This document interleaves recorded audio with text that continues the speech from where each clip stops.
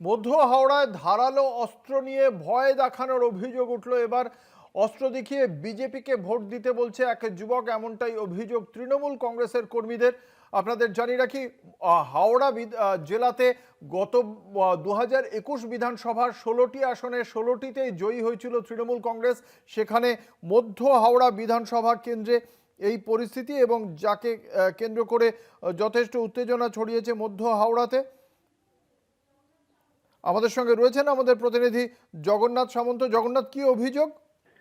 দেখো, একটি ছবি ভাইরাল একেবারে ঘোরাঘুরি করছে। শুধু তাই নয়, পুলিশকেও এটা অভিযোগ জানানো হয়েছে এবং কেন্দ্রীয় বাহিনী পুরো বিষয়টা খতিয়ে দেখছে এবং যুবককে গ্রেপ্তার করে ইতিমধ্যে জিজ্ঞাসাবাদ চলছে। যেটা জানা যাচ্ছে, একেবারে ধারালো অস্ত্র ভজালি নিয়ে ঘোরাঘুরি করছে এবং সকলকে বলছে বিজেপিকে ভোট দেওয়ার জন্য, অর্থাৎ একটা প্রভোগ করছে এবং ধারালো অস্ত্র দিয়ে ভয় দেখানোর অভিযোগ উঠছে।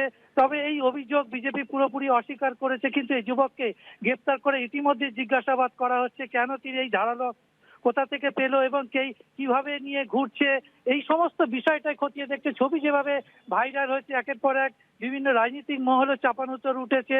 তবে এই যুবক এই ধারালো অস্ত্র নিয়ে যে কথাটা বলছে, সেই কথাটা দিতে, অর্থাৎ বিজেপিকে ভোট দাও, সেই জন্যই পুরোপুরি মধ্য হাওড়া, তুমি জানো অরূপ রায় প্রার্থী ওখানে, এখানে বিজেপির প্রার্থী আছে বিপ্লব মণ্ডল। সেই অরূপ রায়ের কেন্দ্রে এইরকম ঘটনা ঘটায় সাধারণ যে ভোটাররা তারাও একটু আতঙ্কিত হয়ে পড়েছে যে যুবক এই ধারালো অস্ত্র নিয়ে ঘোরায়, আতঙ্কিত ছড়াচ্ছে এলাকায় এবং ইতিমধ্যে যুবককে গ্রেপ্তার করে জিজ্ঞাসাবাদ করা হচ্ছে।